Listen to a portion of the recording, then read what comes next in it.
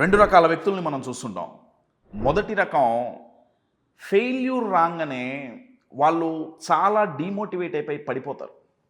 అంటే నీరు గారిపోవటం అంటారు చూడండి. ఇమ్మీడియట్గా వాళ్ళ ఇమోషనల్ బ్యాటరీస్ అంతా డిశ్చార్జ్ అయిపోయి డ్రైన్ అయిపోతారు. ఒక రకమైన నిరాశ వాళ్ళ మైండ్లో చేరుతుంది.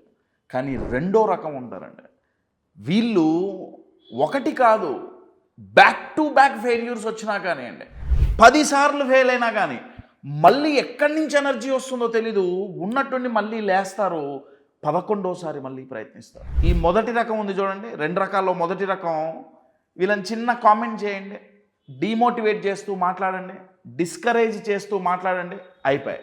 మొత్తం వాళ్ళ పాజిటివిటీ, వాళ్ళకున్న హోప్ మొత్తం పోతుంది, రిజెక్ట్ అయిపోతారు. వాళ్ళ మీద వాళ్ళకి డౌట్ వస్తుంది, నేను వర్ది అంటావా, నన్ను ఇలా అంటున్నారు, నేను ఫెయిల్ అవుతున్నా, నాకు నిజంగానే వర్త్ ఉందంటావా, నా వల్ల అవుతుందంటావా అని వాళ్ళ మీద వాళ్ళకి డౌట్ వస్తుంది. కానీ రెండో రకం ఉన్నారు చూడండి, ఒకళ్ళు కాదు, ఇద్దరు కాదు, 100 మంది చుట్టూ చేరి వాళ్ళని డీమోటివేట్ చేయండి, డిస్కరేజ్ చేయండి. మనం తెలుగులో ఒక పదం అంటుంటాం, దులుపుకుపోతుంటారా అని. దులుపుకొని పోతుంటారు వాళ్ళు అసలు పట్టించుకోరు. నేను ఈ ఎగ్జాంపుల్ ఎందుకు చెప్తున్నానంటే, లైఫ్లో ఏదన్నా సాధించాలన్నా, ఎదగాలన్నా, ఆనందంగా ఉండాలన్నా, ప్రశాంతంగా ఉండాలన్నా ఏ కేటగిరీలో ఉన్న వాళ్ళు ఉండగలరు? ఫస్ట్ కేటగిరీలో ఉన్న వాళ్ళు ఉండగలరా, లేకపోతే సెకండ్ కేటగిరీలో ఉన్న వాళ్ళు ఉండగలరా? ఆబ్వియస్గా సెకండ్ కేటగిరీలోనే కదా. ఎందుకంటే వాళ్ళని ఫెయిల్యూర్స్ డిస్టర్బ్ చేయవు, సమస్యలు డిస్టర్బ్ చేయవు, మరి కామెంట్స్ డిస్టర్బ్ చేయవు. వాళ్ళ లైఫ్లో వాళ్ళ చుట్టూ ప్రపంచంలో ఎన్ని ఇబ్బందులు ఉన్నా కానీ అది వాళ్ళని ఇబ్బంది పెట్టదు. ఏంటి ఇద్దరికి తేడా ఏంటి? క్వాలిఫికేషన్లో ఏమైనా డిఫరెన్సా? ఒకళ్ళు డిగ్రీ చదివి ఒకళ్ళు ఏమైనా పిహెచ్డీ చేశారా? సో ఎక్కువ చదువుకున్నారు కాబట్టి వీళ్ళు స్టేబుల్గా ఉన్నారంటానికి క్వాలిఫికేషన్ డిఫరెన్స్ కాదు. వాళ్ళ ఎక్స్పీరియన్స్ డిఫరెన్సా? కాదు. వాళ్ళ ఏజ్ డిఫరెన్సా? కాదు. లేదా లక్ డిఫరెన్సా? ఒకళ్ళకి అదృష్టం లేదు, ఇంకొకళ్ళకి అదృష్టం ఉందనుకోవచ్చా? కాదండి. ఇక్కడ ఈ 2 కేటగిరీలలో డిఫరెన్సు పరిస్థితిలో కాదు, గ్రహస్థితిలో కాదు, మై డియర్ ఫ్రెండ్స్, మనస్థితిలో. ఏంటి ఆ డిఫరెన్స్? ఏంటి మనస్థితిలో వచ్చే డిఫరెన్స్? దాని పేరే ఇమోషనల్ ఇంటెలిజెన్స్. Emotional intelligence. ఈ కేటగిరీ వ్యక్తులు, కేటగిరీ 2 వాళ్ళు ఎందుకు కింద పడరు అంటే, వాళ్ళ ఇమోషన్స్ని వాళ్ళకి మేనేజ్ ఎలా చేయాలో తెలుసు, దేనికి ప్రయారిటీ ఇవ్వాలో తెలుసు, దేనికి ఇంపార్టెన్స్ ఇవ్వాలో తెలుసు. కానీ ఫస్ట్ కేటగిరీ వాళ్ళన్నీ మేనేజ్ చేస్తారు, వాళ్ళ ఇమోషన్స్ని తప్ప. అందుకే వాళ్ళకి లైఫ్లో అన్నీ ఉంటాయి, కాన్ఫిడెన్స్, ఆనందం, పీస్ ఆఫ్ మైండ్ తప్ప.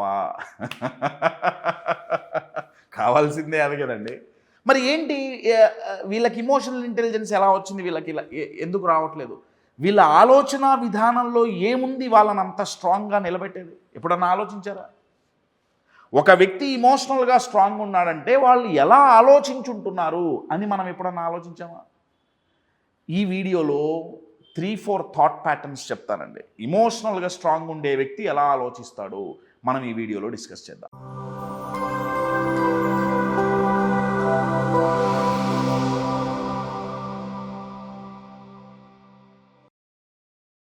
ఎంవిఎన్ కశ్యప్ ఒక అమేజింగ్ లైఫ్ కోచ్. ఎందుకంటే జీవితంలో అయినా, బిజినెస్లో అయినా సమస్యలు, కష్టాలు, నష్టాలు వస్తుంటాయి. అటువంటి టఫ్ టైమ్స్ని ఎదుర్కోవాలంటే మన మైండ్ టఫ్గాను, అన్షేకబుల్గా ఉండాలి. ఎంవిఎన్ కశ్యప్ కండక్ట్ చేసే వర్క్షాప్స్ బీ అన్షేకబుల్ కానివ్వండి, లేదా ఎమోషనల్ మాస్టరీ కానివ్వండి, ఇటువంటి ప్రోగ్రామ్స్ మనల్ని మానసికంగా దృఢంగా చేసి తద్వారా మన ఎదుగుదలకు దోహదపడుతున్నందుకు నాకు చాలా ఆనందంగా ఉంది. ఇటువంటి ప్రోగ్రామ్స్ మీరు మరిన్ని చేయాలని కోరుకుంటూ wishing you all the very best Kashyap. Good luck. కంటెంట్లోకి వెళ్ళే ముందు upcoming programmes emotional mastery. My dear friends, మన ఇమోషన్స్ని మనం మేనేజ్ చేయకపోతే అవి మనల్ని డ్యామేజ్ చేస్తాయి. 10 ఇమోషన్స్ని ఎలా మేనేజ్ చేయాలో దీంట్లో నేర్చుకుంటాం. Fear, loneliness, guilt, self doubt, anger, frustration, disappointment, overload, guilt, hurt, ఇలా 10 ఇమోషన్స్. వీటిని ఎలా మేనేజ్ చేయాలో మోటివేషన్ కాదు, సైంటిఫిక్ స్ట్రాటజీస్ నేర్పించే ప్రోగ్రామ్ ఇమోషనల్ మాస్టరీ 10 days ఉంటుంది ఆన్లైన్లో. For more details contact the number of the screen. ఏంటి ఇద్దరి థాట్ ప్యాటర్న్లో డిఫరెన్స్ ఏంటి? ఫస్ట్ డిఫరెన్స్ ఏంటంటే, ఎవరైతే స్ట్రాంగ్గా ఉంటారో వాళ్ళు దేన్ని పర్సనల్గా తీసుకోరు. పర్సనల్గా తీసుకోకపోవటం అంటే అర్థం ఏంటంటే, వాళ్ళకు ఒక సమస్య వచ్చింది, లేదా వాళ్ళని ఒకళ్ళు రిజెక్ట్ చేశారనుకోండి, ఓ క్లయింట్ వచ్చి నో అని చెప్పి వెళ్ళిపోయాడు. ఏమండి, క్లయింట్ నో అన్నాడు. స్టేబుల్గా లేని వాళ్ళు, ఎమోషనల్ ఇంటెలిజెన్స్ లేని వాళ్ళు ఎలా ఆలోచిస్తారంటే, క్లయింట్ నో అన్నాడంటే నేను వేస్ట్ కానీ, నా ప్రోడక్ట్లో ఏదో లోపం ఉంది. ప్రోడక్ట్లో కాదు, నాలోనే లోపం. నేనేదో నా కమ్యూనికేషన్ బాలే, లేకపోతే నా డ్రెస్ బాలే, లేకపోతే నాకంత ఎక్స్పీరియన్స్ లేదు, నేను వేస్ట్ కానీ. అర్థమవుతుందా? ఇది పర్సనల్గా తీసుకోవటం. కానీ ఇమోషనల్ ఇంటెలిజెన్స్ ఉంటే పర్సనల్గా తీసుకోరు. వాళ్ళు ఓకే, క్లయింట్ నో అన్నాడు, నా ప్రోడక్ట్లో కానీ నేను చేసే పనిలో కానీ ఏ మార్పులు తెచ్చుకుంటే ఎస్ చెప్పించగలం, అంతే. నేను ఇంకొక ఎగ్జాంపుల్ ఇస్తాను. ఇందాక నేను అన్నా కదా, క్రిటిసైజ్ చేశారు, ఎవరన్నా వచ్చి తక్కువ చేసి మాట్లాడారు, కామెంట్ చేశారు, డిస్కరేజ్ చేశారు, డిమోటివేట్ చేశారు. ఇమోషనల్ ఇంటెలిజెన్స్ ఉన్న వ్యక్తి ఏది పట్టించుకోవాలో అది పట్టించుకుంటాడండి, అంతే. ఒకవేళ వాళ్ళు చెప్పిన దాంట్లో నిజం ఉంటే ఆ నిజం మీద ఫోకస్ చేస్తాడు, అదే పర్సనల్గా తీసుకోడు. అంటే వాళ్ళు అన్నారంటే నేను వేస్ట్ గాడిని కాబట్టే కదా వాళ్ళు అనేది, లేకపోతే వాళ్ళు నన్ను ఎందుకు అంటారు, నేను ఏం పొడిచాయని, ఏం చేశాయని, వాళ్ళు నన్ను వచ్చి పొగట్టడానికి, ఇలా ఉంటుంది. My dear friends, emotional intelligence కనుక ఒక్కటి ఉందా, మనం దేన్ని పర్సనల్గా తీసుకోము, ప్రాబ్లమ్స్ని పర్సనల్గా తీసుకోము, లేకపోతే ఎవరన్నా క్రిటిసైజ్ చేస్తే పర్సనల్గా తీసుకోము. పర్సనల్గా తీసుకున్నామా హర్ట్ అయిపోతాం, హర్ట్ అయ్యామా అయిపోయినట్టే, మన మోటివేషన్ పోతుంది. ఎంతో కష్టపడి మన గోల్ మీద ఫోకస్ చేస్తుంటే ఆ ఫోకస్ అంతా ఎగిరిపోయి డిస్ట్రాక్ట్ అవుతుంది. సో పర్సనల్గా తీసుకోరు ఇమోషనల్ ఇంటెలిజెన్స్ ఉంటే. ఇమోషనల్ ఇంటెలిజెన్స్ ఉన్న వాళ్ళలో ఇంకొక గొప్ప థాట్ ప్యాటర్న్, వాళ్ళ ఆలోచనలో అంత స్ట్రాంగ్గా ఎందుకుంటారంటే, ఈ థాట్ ప్యాటర్న్ వాళ్ళు ఉంటారు. చాలా శక్తివంతమైన ఆలోచన. అదేంటంటే, ఫెయిల్యూర్స్ను వాళ్ళు ఒక డేటా పాయింట్ లాగానే చూస్తారు. అంటే మనం ఇప్పుడు ఫెయిల్ అయ్యాం, ఓకే, ఎందుకు ఫెయిల్ అయ్యాం, ఏం చేస్తే ఈ ఫెయిల్యూర్స్ నుంచి బయటపడవచ్చు, లేదా ఏం చేస్తే ఇంకొకసారి ప్రయత్నించినప్పుడు ఏ తప్పు చేయకుండా ఉంటే ఫెయిల్ అవ్వం, అంతే. డేటా ఏంటి, ఏం మిస్ అయింది, ఏం చెయ్యాలి, అంతే. అక్కడితో ఫుల్ స్టాప్ పెడతారు. తద్వారా చేసిన తప్పులు చేయకుండా తప్పులు సరిదిద్దుకోవటం వల్ల సక్సెస్ అవుతారు, ఫాస్ట్గా ఎదుగుతారు.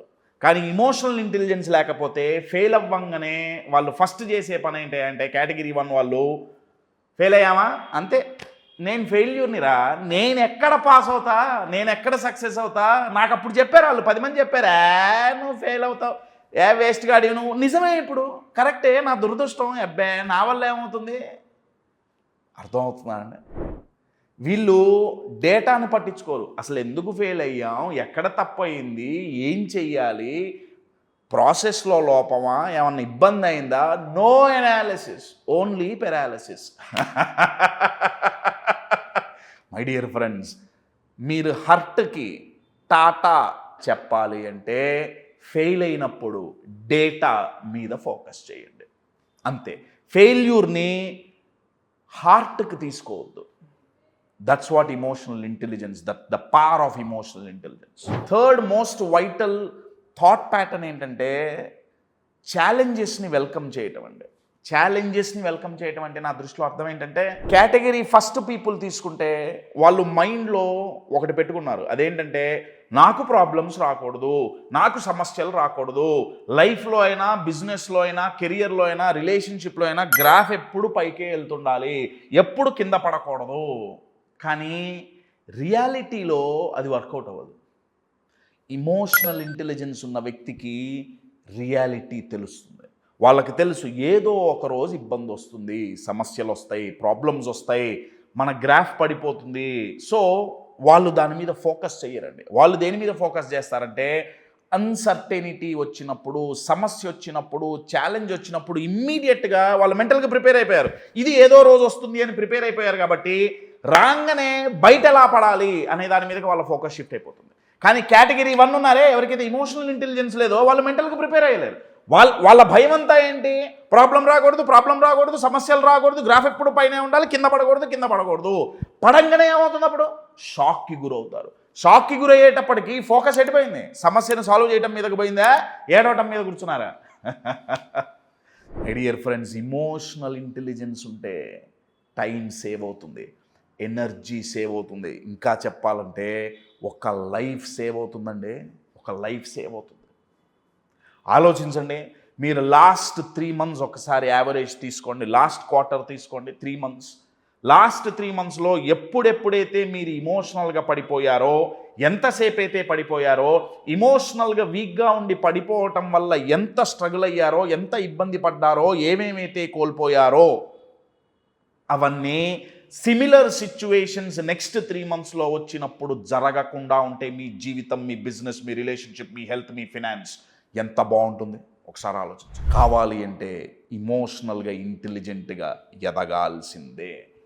ఇమోషనల్ ఇంటెలిజెంట్ పీపుల్ చూడటానికి ఏంది వీళ్ళకేం ఇమోషన్స్ లేవా అన్నట్టుంటారండి. కాదండి, వాళ్ళకి ఇమోషన్స్ ఉన్నాయి, బ్రహ్మాండంగా ఉన్నాయి. వాటిని ఎలా ప్రాసెస్ చేయాలో తెలుసు. My dear friends, manage your emotions before they damage you.